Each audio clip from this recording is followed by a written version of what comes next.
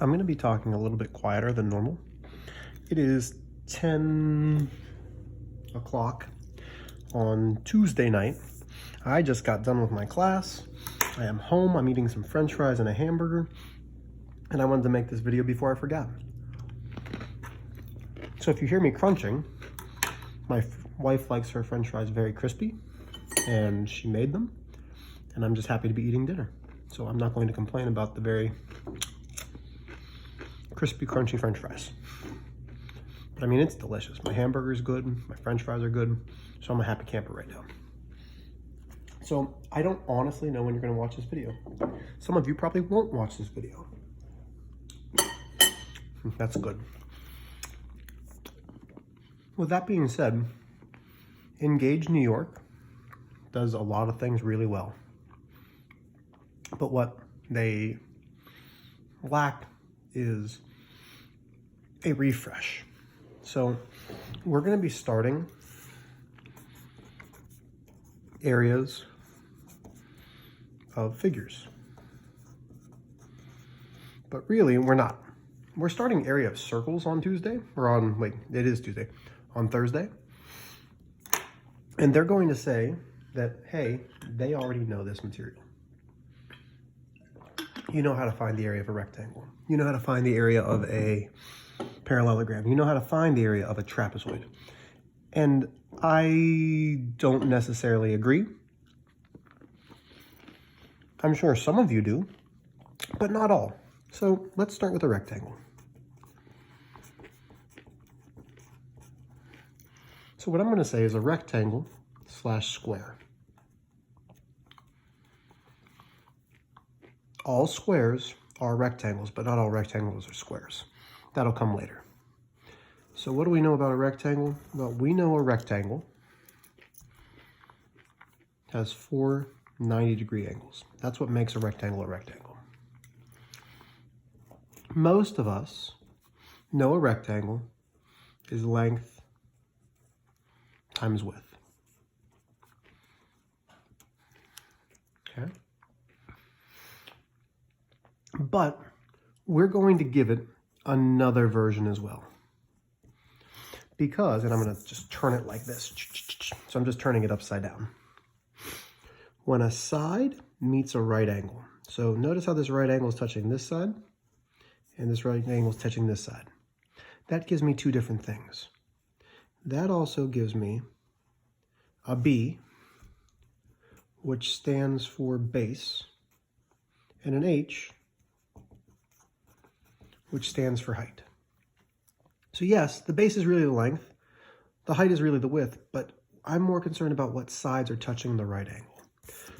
So the other way to write the area of a rectangle is base times height.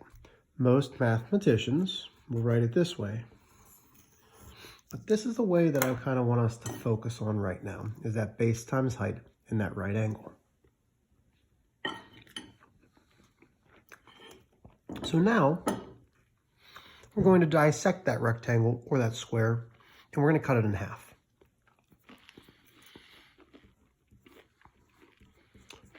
When we cut it in half, what shape do we see? Well, we see a triangle. So we're talking about areas of all of these figures. Areas must have units to the second power.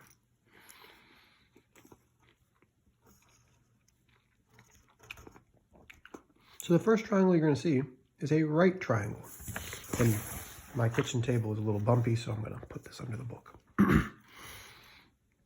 Again, I'm only worried about the sides that are touching the right angle.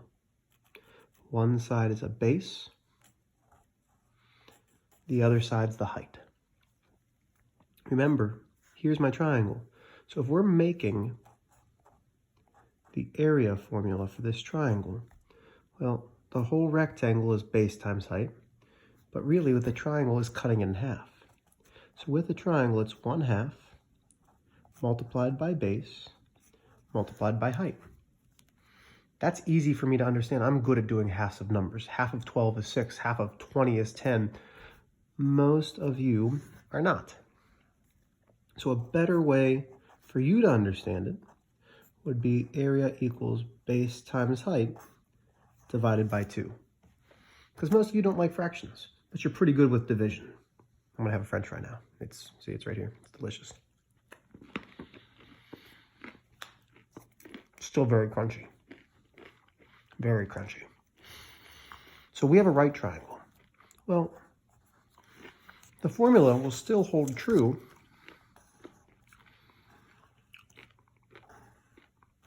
if we have a triangle that looks like this. Well, the question you should be asking yourself, though, is, Mr. H, where's the right angle? Well, the right angle is going to go from the vertex and form a straight line to our base. Notice how our right angle is still touching this and this. So my base is the side where the right angle touches. The height is this side up there. Okay, is that imaginary line. Height can be the part of the imaginary line. The base cannot. Well, we've got one more, though.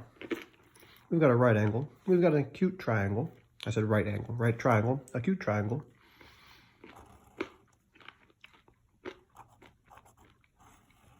What if we have an obtuse triangle? So here's my top point. There's my right angle, but what's it forming with? Oh, it's forming with this other imaginary line.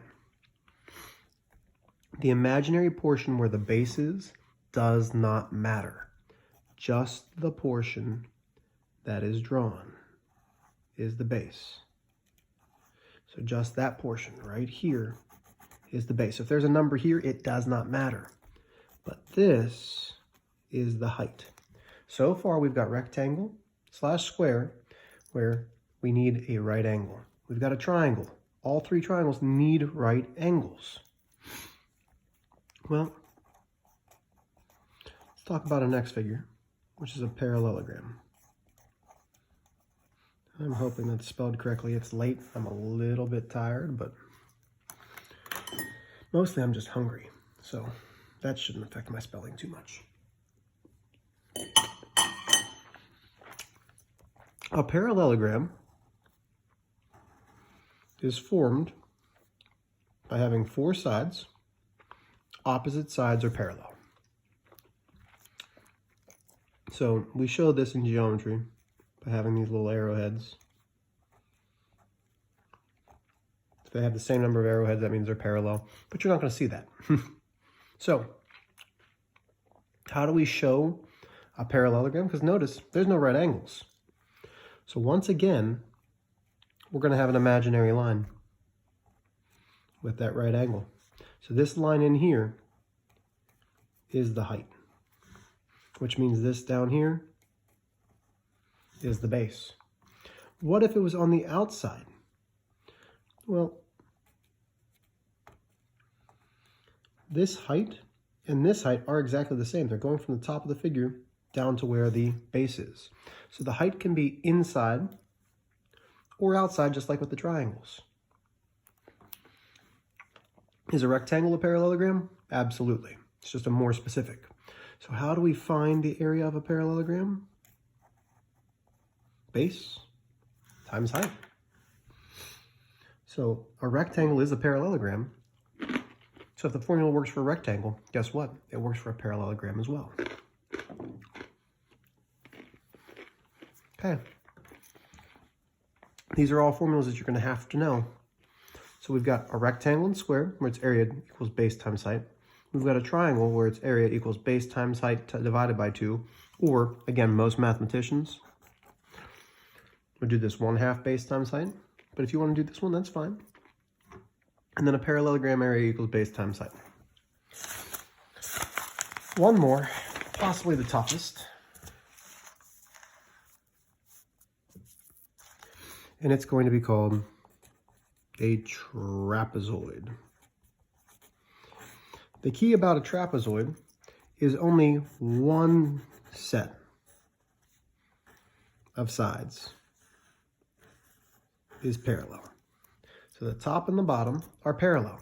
The parallel sides are called your bases. Well, just by looking, you can say, Mr. H, those bases aren't the same. You're right, I know. One's going to be called base 1. One's going to be called base 2. Once we have that, we're still missing one thing. If you're saying, Mr. H, you're missing the height, you're absolutely right. The height must form a right angle between base 1 and base 2. So now I have my trapezoid. To find the area of a trapezoid, it is 1/2 multiplied by the height multiplied by the sum of the bases, b1 plus b2. Or, again, this is the mathematician way, or you can say area equals height multiplied by base 1 plus base 2, and all of that, the product of this, gets divided by 2. So I want to show an example for the trapezoid, because this might be the only one that might confuse you. So you're going to have some information. We have 6, we have 8, we have 10, we have 7, we have 5.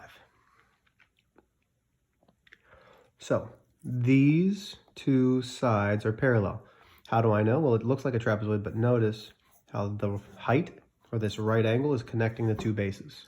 So I'm going to say area equals 1/2 times the height, which is 10, times the sum, which means I'm adding 6 plus 8.